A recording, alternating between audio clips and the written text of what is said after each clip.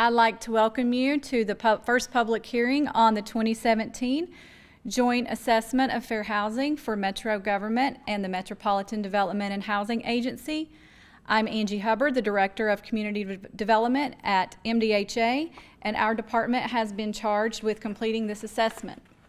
Next slide. Little housekeeping items before we get started. Please make sure that you sign in, the sign-in sheets at the back of the room.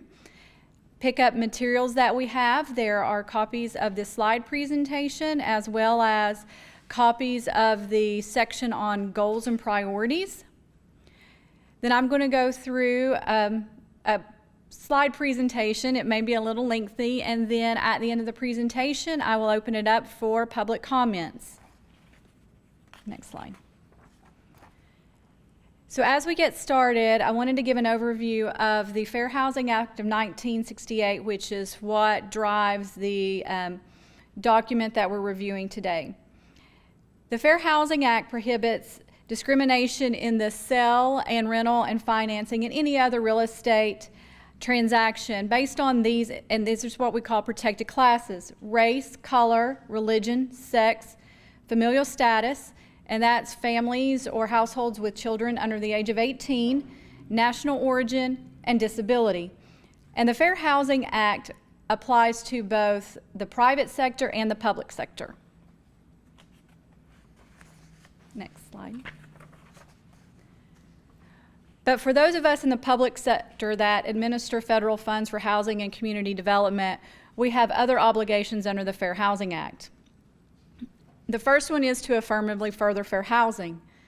This really means that in our housing programs we can't discriminate, but also we must take meaningful action to overcome patterns of segregation and to help foster inclusive communities that reduce the barriers that restrict access. One of the ways that HUD, the United States Department of Housing and Urban Development, has charged us to affirmatively further fair housing, which is 2 F's, is to do an assessment of fair housing, which is what we have conducted. HUD has provided us with a tool to analyze fair housing data so that we can assess fair housing issues and the factors that have contributed or perpetuated those issues, and then identify fair housing priorities and goals that both the city and the Housing Authority can take in the next few years. Next slide. There are really 2 components of the fair housing analysis. The first is whether there's choice in housing for persons of a protected class, and again, that's race, color, religion, sex, familial status, national origin, or disability, that they can choose where to live without unlawful discrimination. The second is, are housing options realistically available, and are they integrated in areas that have access to opportunity? And we'll talk about what that means in a little bit. Next slide. HUD has given us some resources to undertake this, as I mentioned. The format for this report is using HUD's provided local government assessment tool. And we're using the local government assessment tool because the city, as the recipient of consolidated plan programs, leads the effort on this assessment with the Housing Authority as a joint partner. MDHA does administer these programs on behalf of the city. HUD has also provided data and mapping. The data is the heart of much of the data used in this report. Where there is no data from HUD, we've attempted to use local data that's available to answer some of the questions. And then one of the biggest components of the report is the local knowledge or the community input that we've gathered during the draft development phase. These are the ways in which we've gathered community input. We've held a series of stakeholder meetings, and these are with our partners, practitioners, and advocates. A series of community meetings where these were publicly advertised and held in different parts of the county through partnerships with our Promise Zone implementation partners. And in addition, District Council person Leonardo hosted a public meeting in his district. And then our team met at all the MDHA properties, or most of the MDHA properties, but with all the resident associations. The appendices that are referred to summarize the comments that were obtained during these meetings. The document, this is essentially the table of contents for the document. Section 1 is actually a cover sheet that's not on the draft that is attached at submittal. There's the executive summary that, again, reviews some of the introductory information that I've provided, and then provides a list of the contributing factors and the goals. Section 3 describes our community participation process. That includes not only what we've done to date, but what we plan to do throughout the comment period on the draft. Section 5 is the general fair housing analysis. And in that is data on demographics for the city, general fair housing issues, and we'll discuss each of those fair housing issues in greater detail. There's a separate analysis on publicly supported housing, and that is not just MDHA public housing.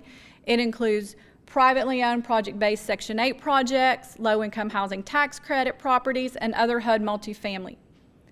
There's another separate analysis on disability and access. And then the last part of that section is looking at the fair housing enforcement outreach capacity and resources in our city. Section 6 presents the goals and priorities that are resulting from the data that we reviewed and the contributing factors. Currently, Section 7, the appendices, it contain the summaries of comments obtained during the community engagement process. Another appendix will be added at the conclusion of the public hearing that summarizes all the comments we've received on the draft.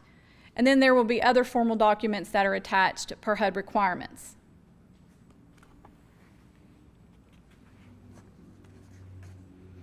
So we'll get into the separate fair housing issues. There are 4 areas that HUD has asked us to analyze.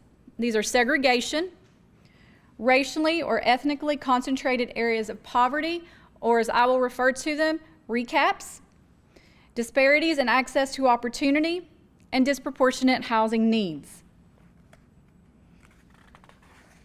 Each of these 4 areas, pardon me, if you'll go back one slide, each of these areas are also analyzed in the public housing and the disability sections. Next slide. So for the context of the AFFH, which is this document, these are the definitions for segregation and integration, and I won't read them out. We've just provided it so everyone has an understanding of how they're applied in this context. If you'll go back just a moment, Angela. Up at the top, or even on this slide, you'll see in parentheses a Roman numeral, a letter, and a number. That refers is specifically to the page number that this information is on, so that you can reference it in the actual draft. The draft combined is 265 pages. The purpose of this hearing is to provide highlights and references to pages. So we'll start with looking at segregation. We're going to look at each issue separately. Segregation, and this looks at race and ethnicity patterns. And if you can see on the dots, the orange dots are the white population, green dots are black, blue dots are Hispanic, and for HUD purposes, HUD treats the Hispanic population as a single standalone population, so as part of the overall general population, so it's either black or white or Hispanic. Hispanic is not an attribute of black or white for the purposes of the fair housing analysis and the HUD data. So as the map shows, we have a very segregated county with the southern part of the county and the southwest part of the county predominantly white. The areas of North Nashville and Bordeaux predominantly African American, while the southeast corner of the county is more integrated, that does have a concentration of a Hispanic community. Next slide. These are also smaller maps that look at national origin and limited English proficiency. With national origin, again, you can see that there is a concentration of our foreign-born residents in the southeast corner of the county, as well as some scattered in the southwest corner. And over on the LEP map, you see the same geographic distribution of a concentration in the southeast corner of the county. Residents of Mexico are the largest foreign-born population in Davidson County. They're scattered more across the county than any other foreign-born population, but again, concentrated in the southeast. Spanish is the #1 limited English proficient language in the county, followed by Arabic. And again, these are concentrated also in the southeast portion of the county. Okay, Angela. This messy map shows race and ethnicity, but then also where publicly supported housing is located in Davidson County. To give you an idea of how geographically distributed public housing is, or publicly supportive housing is, the census tracts that are shaded indicate the percentage of housing choice vouchers, Section 8 vouchers, that are present in that census tract. The darker the shading, the higher the percentage of vouchers. So as you can see, looking at the previous maps and then here, publicly supportive housing tends to be concentrated in the areas where there is also segregation for the African American population in the north, particularly in the north areas, North Nashville, Bordeaux, and in the southeast corner of the county where there is more of a concentration of foreign-born residents. There's little or no public housing in the predominantly white areas of the county in the south and the southwest. Next slide. For disability, segregation is viewed as a distribution of persons with disabilities throughout the county. It is not based on race or ethnicity. And these two maps show that persons are generally distributed fairly proportionately throughout the county.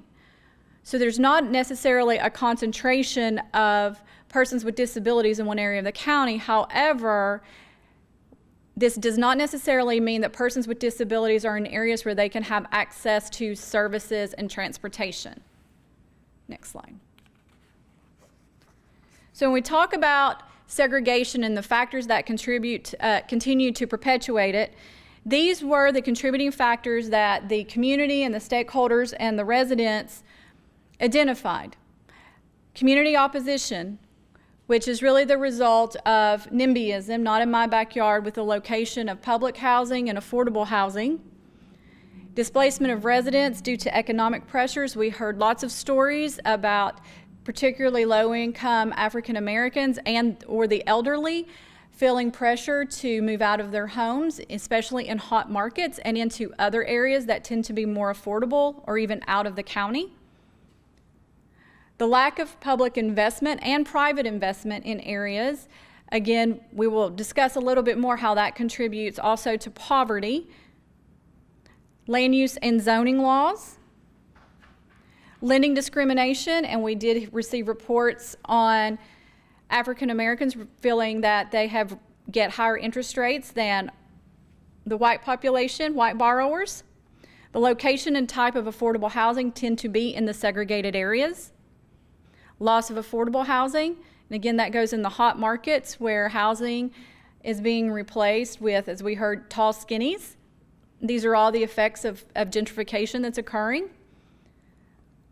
And then the other ones are occupancy codes restrictions, private discrimination, and source of income discrimination. And some of the comments we received for source of income are landlords asking voucher holders to pay additional fees when they realize a voucher holder or a tenant has a subsidy. Some of them are denying to voucher holders that have lower incomes than voucher holders with incomes, or questioning on how they will pay utilities. Next slide. The next fair housing issue to discuss are racially or ethnically concentrated areas of poverty, which are recaps. This is a two-part test on how a census tract is deemed to be a recap. The first one is the census tract must have a non-white population of 50% or more. The second is the poverty test, and the census tract must have a poverty rate that exceeds 40% or more of individuals in the census tract living at or below the poverty line, or the poverty rate is 3 times the average for the MSA, whichever is lower. In this case, it is the first part of the test that applies, that the census tract has a poverty rate that exceeds 40%. Next slide. This isn't in the report, but to give a context, it shows the comparison between the current poverty rate, and this is for the 48 contiguous states in the country, and then the HUD income limits for the Nashville-Davidson County region. This is the Metropolitan statistical area. For household sizes ranging from 1 to 4 people, at around 30% of area median income is also around the poverty rate line. As you start to go up on percents of income under the adjusted income limits, these are provided by HUD and updated every year, you move further away from the poverty rate. So when we're talking about recaps, we are talking about the 2017 poverty rate. We are not talking about area median income. These are the census tracts and the areas, and the fuchsia shaded or purple areas are the recaps. These are the census tract numbers. This map shows the change in census tracts, or the addition of census tracts over 20 years. The number of census tracts have essentially doubled, or I'm sorry, 30 years. The census tracts have essentially doubled, or 20 years, yeah. The census tracts have doubled since 1990. The Antioch census tract, which is in the lower, very lower corner of the 2010 census tract, did not appear until 2010. There's a map from 2000 that's in between that does not show that census tract. And that is a reflection of the increase in the Hispanic population and the foreign-born population since 1990. Next slide. So then we look at recaps and segregation. This again is back to the first map that we looked at. And most of the recap areas are also in segregated areas, areas that are where African Americans are the predominant population. And then as you get to the Antioch, it's where there's a concentration of the Hispanic population. There are no recaps in areas where there are predominantly white populations.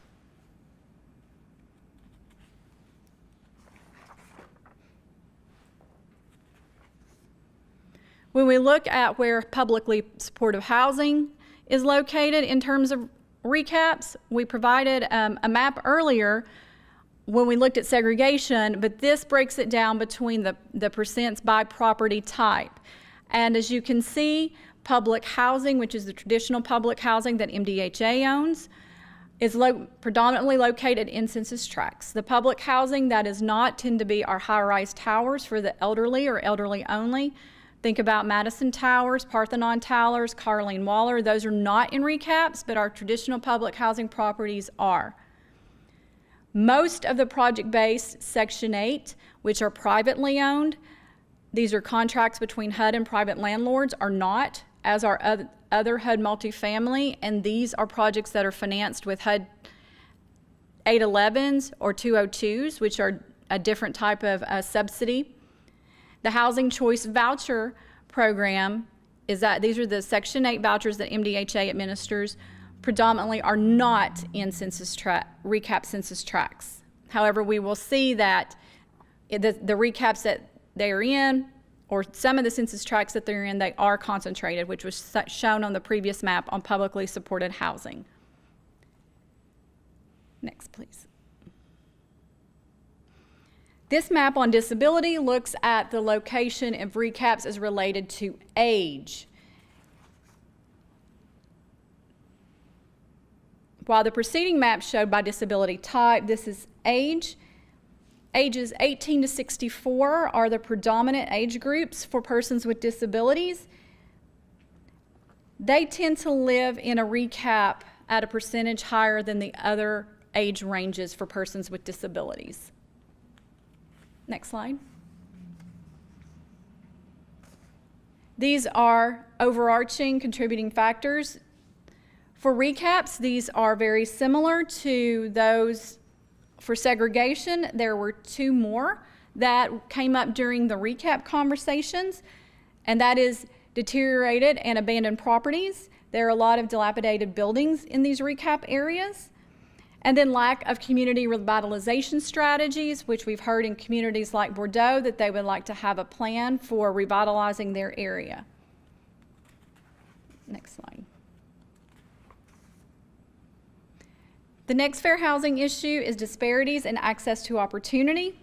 And this really is about how where a person lives, their access to different opportunities. And particularly for this report, we've looked at their access to education, employment, transportation, exposure to poverty, and environmentally healthy neighborhoods. And HUD has defined those, and we will look at each index. And then also the report looks at some of the policies that contribute to these as they relate to a protected class. HUD has given us data on race and ethnicity, national origin, and familial status. These are three of the opportunity indices that HUD has provided and a description of what they measure.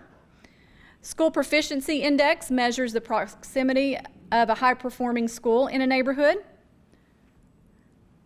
Jobs show the distance to jobs in the region, and these are both quantified with numbers in the report as well as maps, and we will look at some of those maps in a minute. Then the labor market and the proximity of someone to a labor market. Next slide.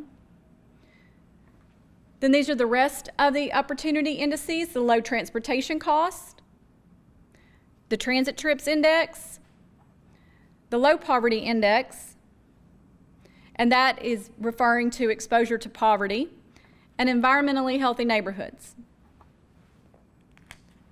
What we saw when we went through this analysis is general patterns in access to opportunities. The lighter the shading, the lower the score of the index. So for example, the lighter a census tract, it is not near a high-performing school. The darker the census tract, the closer someone is to a high-performing school. So if you look at all of these are very similar in context between low-poverty neighborhoods.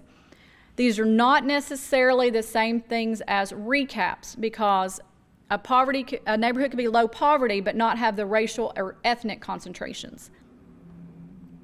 But the low poverty neighborhoods, which are the very light neighborhoods, again, North Nashville, Bordeaux, Southeast Nashville, Antioch, along the Nolensville Road corridor.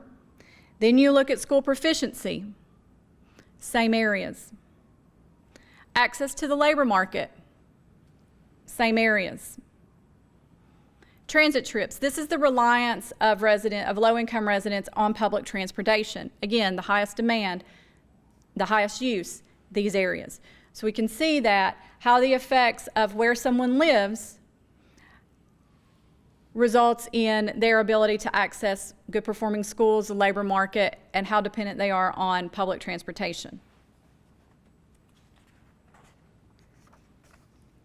These are factors that contribute to disparities in access to opportunity, access to financial services. We've heard comments on the difficulty for African Americans to get a loan due to credit issues. We've also heard about the need to have more financial counseling and home buyer programs, and especially financial counseling even for youth. The availability, type, and frequency and the reliability of public transportation. Again, as you've seen, many of the areas, low poverty areas, the residents rely on public transportation. The reports of how far away bus stops are, how often buses run, where they run has been reported as a disparity. Again, we still are looking at the lack of private investment and public investment in specific neighborhoods. Lending discrimination, similar to what was reported for segregation and recaps. the location and type of affordable housing, the location of environmental health hazards, and these are areas like the residents in Bordeaux reporting a history of landfills and other conditions that have been cited in their areas. Again, private discrimination, loss of affordable housing, source of income discrimination. We have repeated themes that continually to perpetuate these issues. The final fair housing issue that we look at is disproportionate housing need. And this really is considered, on the next page, we'll look at it more deeply, the cost burden, overcrowding, and substandard housing problems. So when we look at cost burden, and this is analyses that have already been done in the city several times, is households who pay more than 30% of their income for housing. Severe cost burden is when households are paying more than 50%. Overcrowding is defined as households with more than 1.01 to 1.5 persons per room. More than 1.51 persons per room is considered overcrowded, severely overcrowded. And again, we have also substandard housing problems, which are households without hot and cold piped water, a flush toilet, and a bathtub or shower, and households without kitchen facilities, or with kitchen facilities that lack a sink with piped water, a range or a stove, or a refrigerator. HUD has provided us with maps to look at the racial and ethnic, as well as national origin distribution for housing needs. These are the darker the area, the greater the housing need. And again, areas in town that have been shown to be segregated and in recap areas tend to have the highest housing burdens. African American residents are the predominant group living in areas with the greatest housing burdens. Also, foreign-born residents tend to live in areas with higher housing burdens.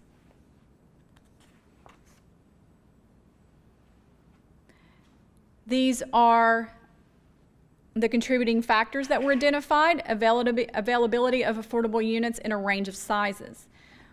There is not enough units for families. That is echoed throughout this report.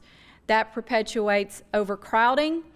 Cost burden also perpetuates overcrowding, in that we've heard several times where people double up to save money because they can't afford to live on their own.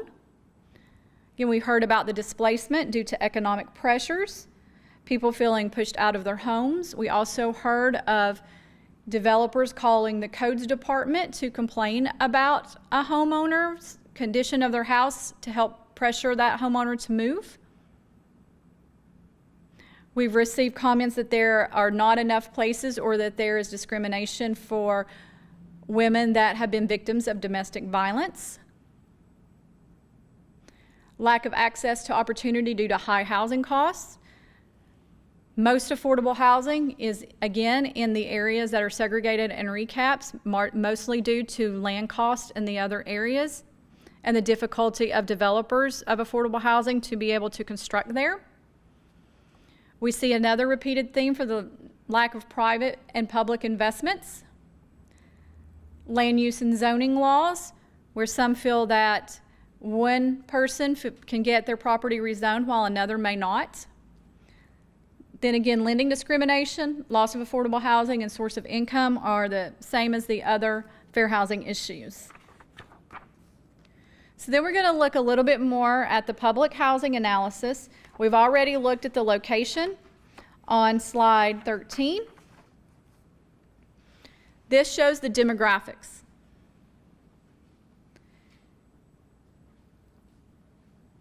While 26.12, and there's a table at the beginning of our demographic analysis that gives all of our population data from HUD, 26.2 of Nashville's population is Black. You can see that they are overrepresented in all types of publicly supported housing. At 89.23 of the percent of public housing residents, 52.63 of the project-based Section 8, 73.23 of other multifamily, 83.86 of the Housing Choice Voucher Program.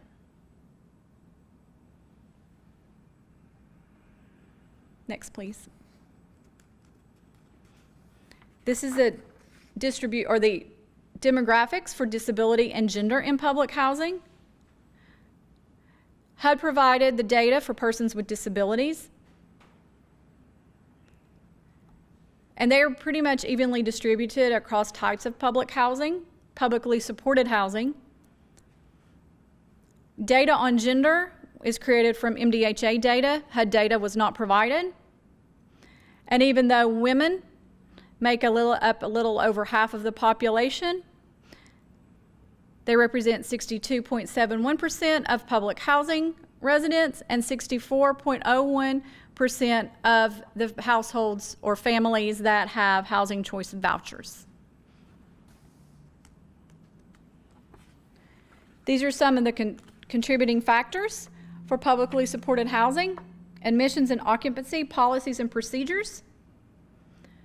We heard repeatedly about concerns over the use of criminal history or the effects of criminal history on the ability to access publicly supported housing. Many do not know what criteria is used. And this is not just MDHA-owned housing, this is other subsidized housing in the county, that some landlords use criminal arrest records or criminal affidavits rather than felonies. Community opposition. Again, the siting of public housing has been opposed in many areas. Impediments to mobility. That's a new one for public housing, and what that means is the ability for someone to use a housing choice voucher anywhere in the county, and there are some areas of town where they don't have rental housing or do not accept vouchers, and it affects the ability of the person holding the voucher to find housing in other parts of the county where it's already not concentrated.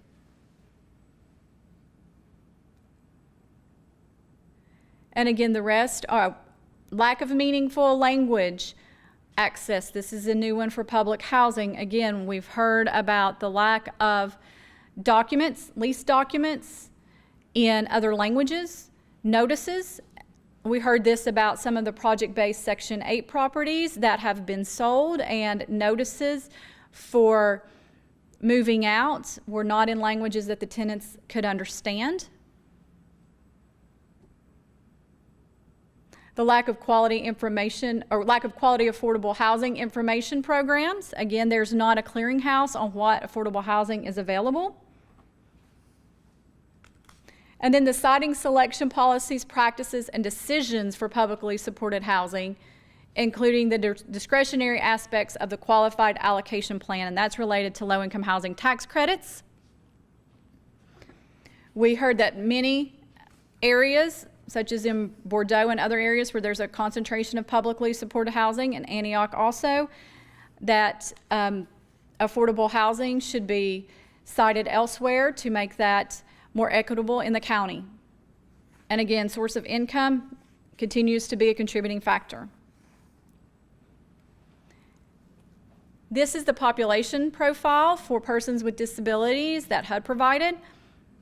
The maps are on slides 14 and 22, already presented earlier. For disability type, these are not mutually exclusive numbers, so someone could have more than one type of disability. Of course, age gives a truer picture of the persons with disabilities. And as you can see, and we discussed earlier, ages 18 to 64 is the highest percentage of the population with disabilities. They were also the group that was more likely to live in a recap area. Next.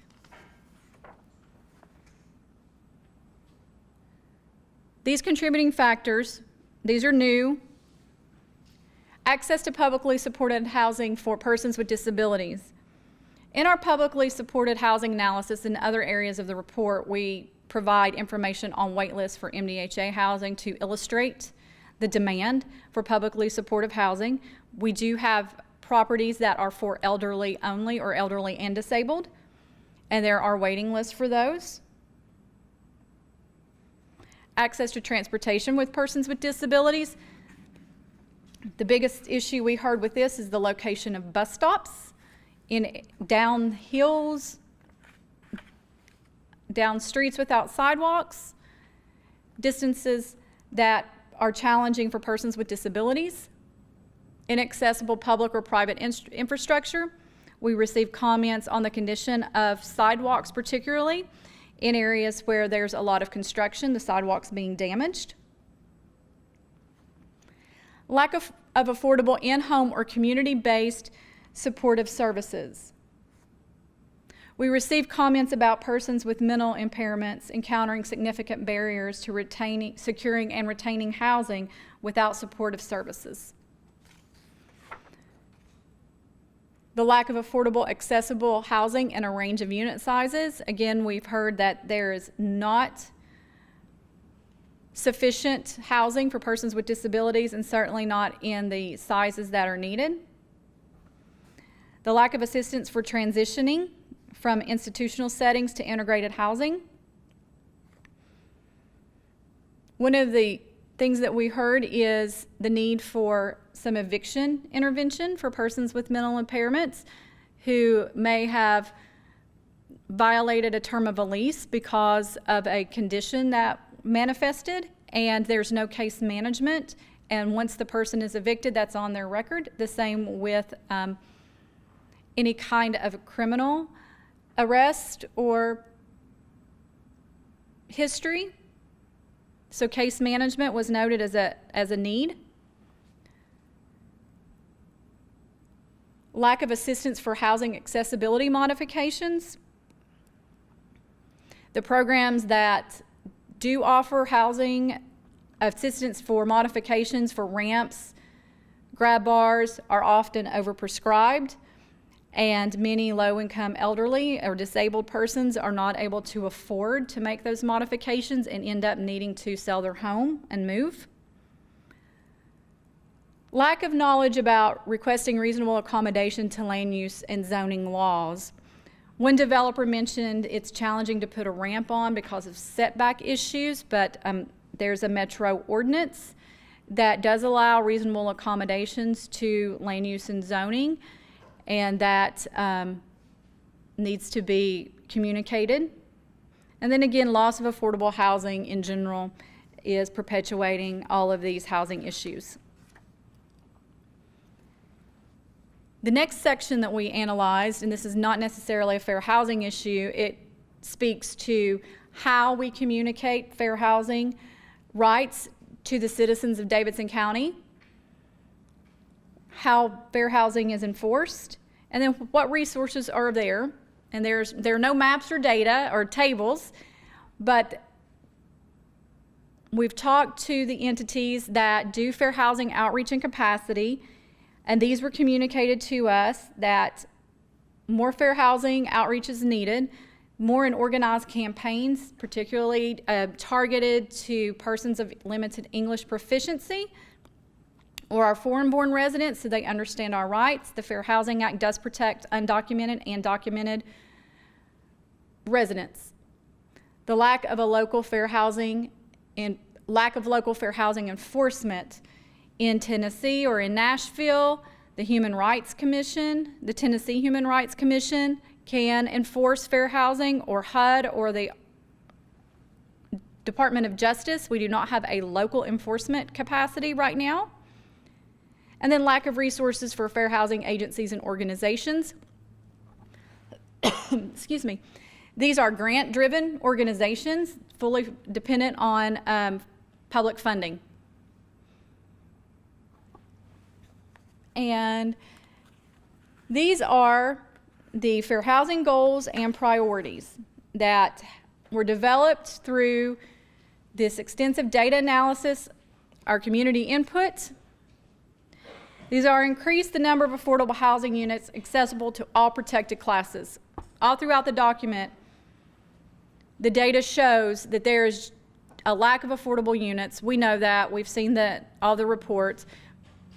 but they need to be accessible by all the protected classes. We need to preserve affordable housing units, especially for persons with limited English proficiency and persons with disabilities and the elderly. While age is not a protected class, we rolled it in with disability. A lot of our conversations with stakeholders and residents involved both of those.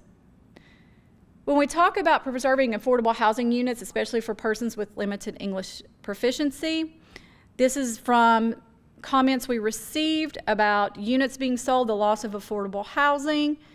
Many of these are occupied by foreign-born residents. Again, we speak to not being able to read the notices. Then increase access to affordable housing opportunities, especially for persons with limited English proficiency and persons with disabilities. And in our report, we have several strategies for addressing each of these goals. This goal is the result of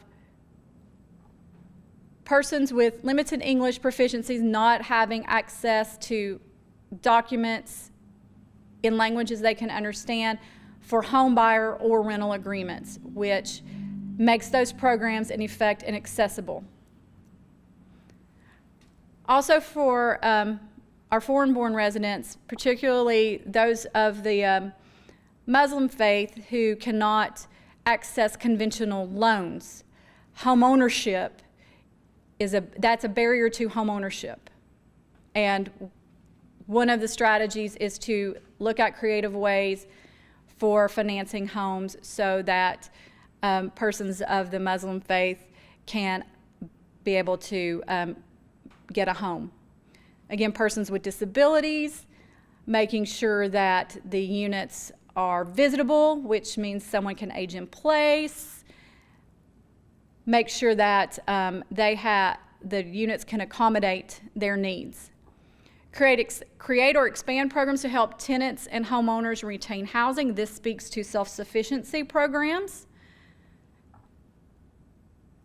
Oh, that's the next bullet, self-sufficiency programs. Create to help homeowners retain housing. This is when we speak to having programs for repairs, so that the person that has a disability can be able to make that modification and stay in their home. Then expand programs to increase self-sufficiency. These are the financial counseling programs, digital inclusion, expanding access to the internet, increase public investment in underserved neighborhoods, and likewise incentivize private investment. And then expand fair housing outreach, education, and enforcement activities. And again, provided for you is the section on our goals with the strategies and those that are high priority or medium priority. We didn't identify any of these as a low priority. How they were given high or medium. High priority is given to those factors that really limit or deny someone's ability to have fair housing choice based on their protected characteristics. These goals have time frames of up to 5 years to implement. Both MDHA in its next 5-year public housing plan and the city, when we update our consolidated plan in 2018, we have to incorporate these goals that are within our purview. That's a 5-year time frame. These will be revisited through another assessment of fair housing at that time, although many of these are long-term goals. So how can you view this plan? Again, as I mentioned, it's 265 pages. It is on our website, and that's the link. You can access it by section, or you can download it completely. You can call our office and request a copy to be mailed to you, or you can come by and pick one up at our office. We are located at the James Casey Homes. Our address is 712 South 6th Street, and our office hours are 7:30 to 4, Monday through Friday, closed on regular holidays. Next. Then the biggest part of this process on the draft is commenting. There are two ways. One is to attend a public hearing. We will take comments orally at public hearings. Tonight's the first one. We have 2 next week. Then we have one on June the 13th. That immediately follows the MDHA Board of Commissioners meeting. The board meeting starts at 11:30. As soon as it concludes, the board will convene the public hearing. And then the final public hearing will be on June the 14th at the Hispanic Family Foundation. Or you can submit your comments in writing. And you can do that by emailing it to our dedicated email box, fax it, again, mail or hand deliver. All the comments that we received during the public comment period, and again, the comment period ends at noon on July the 10th. The public notice has it ending on the Friday before, but we will extend it 2 days, or to that following Monday. But all the comments will be summarized. If there is an action requested or an item to be considered, we will also include our responses on whether or not we incorporated the comment into the draft, and if we did not, the reason why. That will be attached as a separate appendix. And so that concludes the public hearing on the 2017 Assessment of Fair Housing, and now I would like to open it for any public comments.